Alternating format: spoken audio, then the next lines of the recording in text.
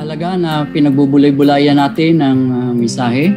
Ito po ay tinatawag nating collective verses or sayings ng Panginoon na ating nire-reflect, ating binibigyan ng buhay ang huling 7 sinabi ng Panginoon. Pero naging tradition nga po ang pag-practice ng mga simbahan tungkol sa pagdiriwang na ito. Ang malaga po ay nakapokus yun sa that week or Feast of Passover at kasabay ng Feast of Unleavened Bread. Dalawa po yan. Ang sinimula ng pagdiriwang niyan ay nasa Deuteronomy chapter 16 verses 1 to 3 na ipagdiriwang ito, ang Passover, sabihin yung ginawa ng Panginoon Jesus na sinelebrate niya ang Passover sa Deuteronomy chapter 16 verses 1 to 3 kung saan sinabi ng Panginoon, habang buhay niyo itong ipagdiriwang. Sabi doon, that you may remember the day in which you came out of the land of Egypt all the days of your life. Kumbaga sa ating buhay na Kristiyano, alalahanin natin mula nung tinawag tayo ng Panginoon, lumabas na tayo ng Egypt ng ating makamundong buhay. Egypt is a type or symbol ng old life or the world itself, yung sistema ng sanlibutan. Kaya nung lumabas na tayo doon, binigyan na tayo ng Panginoon ng bagong buhay, bagong mundo sa kaharian ng Diyos, doon natin ginugunita ang Passover itong Holy Week na ito. Kaya nung araw na yon, bakit pinagsabay? Kaya may communion nung Thursday night na yon. So John chapter 13 to 17 chapters, puro communion yon. Ibig sabihin, yun ang tagpo sa Passover. Kung saan ang Panginoon ay nagsalita, nanalangin, pinagpray niya ang kanyang mga lagat at mga tatanggap sa Kanya. So why focus on Passover? Natutunan po tayo sa paghahanda na ginawa ng Panginoon na inutusan niya ang dalawa niyang alagad para sabihin doon sa tao sa Matthew 26 at sa Luke 22, 9-13 kung paano dinaos yun na nanghiram ang Panginoon ng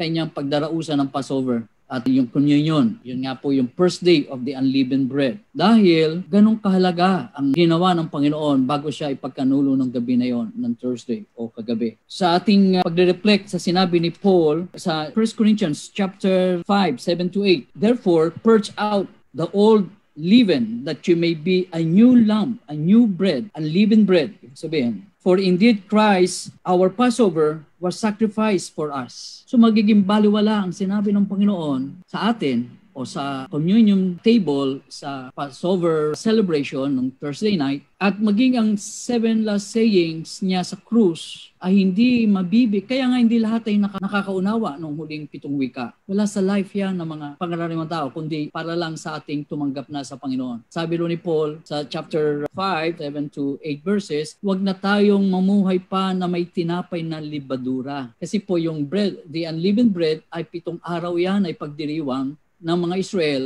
na walang libadura. Ngayon, in-apply yan na as a symbol, hindi na po tayo nagdiriwang lang 7 days of unleavened bread, kundi yung buhay po natin ay wala ng libadura. Sinabi rin ng Panginoon yun He is the bread. Ngayon, the living bread, Ngayon, sa ating Kristiyano, ang application niyan, sabi ni Paul, ay yung buhay natin ay dapat wala ng halo ng libadura. Sabi sa verse 7, that you may be a new lump, a new bread, since you truly are unleavened. Tayo po ay hindi na hinaluan o wala nang dapat halo ng libadura. Para saan ba yung libadura? Ang libadura ay pampalsa. Kaya ang ibig sabihin niyan, sa buhay Kristiyano, huwag na tayong magmalaki sa Diyos. Huwag na tayong magpaalsa pa o magmataas pa laban sa Diyos. Huwag nang mataas ang ere natin, yung puffed up, tawag niyan, yung mayabang, malobo, mahangin, na hindi na buhay natin na hindi na mayabang, hindi na tayo magmamalaki sa Diyos. Yung ginawa ni Kristo dapat nating tanggapin. Yan ang sinabi ni Paul, for indeed, Christ, sabi sa verse 7,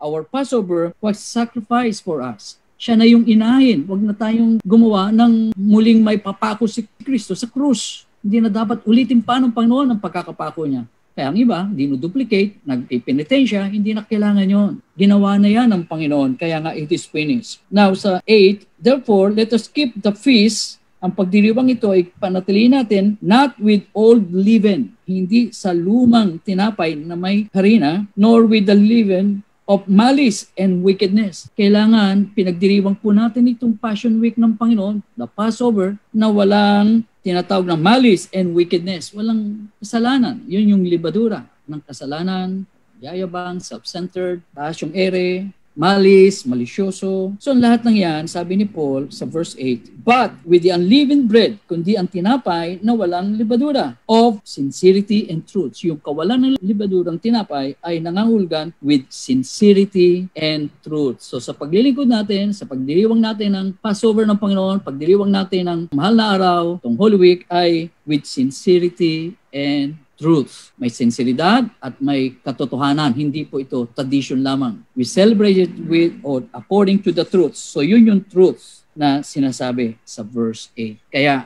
reflection natin na ang pagdiriwang nito ngayon ay walang kasamang malis and wickedness. Walang kasamang yeast na nagpapaalsa doon sa tinapay. Tayo po ay with the Lord Jesus. Kaya yung communion nga nung Last Supper ng Panginoon, this is my body broken for you.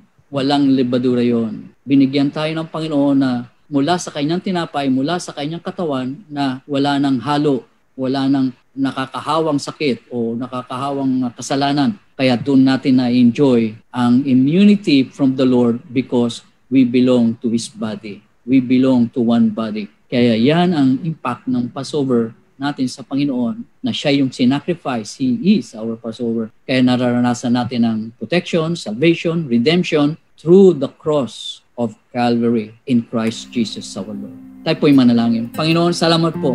Hindi po sa tradisyon lamang ginugunita ito, but out of sincerity and in truth. We know, we focus in your word. We focus on what you said. We focus on the Passover. You are our Passover that was sacrificed for our sins. Hindi nila mauunawa ng lubos. Huling 7 wika mong nasambit mo sa krus sa Kalbaryo.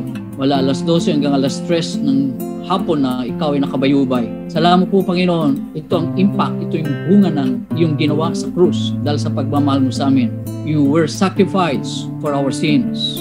The Lamb of God who takes away the sins of the world. Salamat, Panginoon. Itinubid mo na kami sa buhay ng kapamakan, buhay ng makasalanan, buhay ng kinatatakutang coronavirus. Wala na ang buhay namin dyan na para madali o mabiktima pa ng virus, kundi kami tinubos mo na from the yeast of sin, from the yeast of curses, from disobedience. Kaya hindi na umaalsa ang buhay namin sa kasalanan, kundi kami ay tinanggap mo na sa bagong buhay na kami kabilang na sa iyong katawan. We thank you so much for celebration, for this celebration, Lord, of your Passover, of your sacrifice you gave for us. A substitute, sinabi ni John, you are the substitute for us instead of being in the curse of the cross. Salamat po, Panginoon. Sa mga nakabahagi, lahat na makakabasa o makakapanood pa nito, Lord, sa live stream, wherever it is, in Facebook man or dito sa Zoom. Salamat po, Panginoon. We will spread your word, the true meaning of this celebration, not traditionally, but in sincerity and in truth.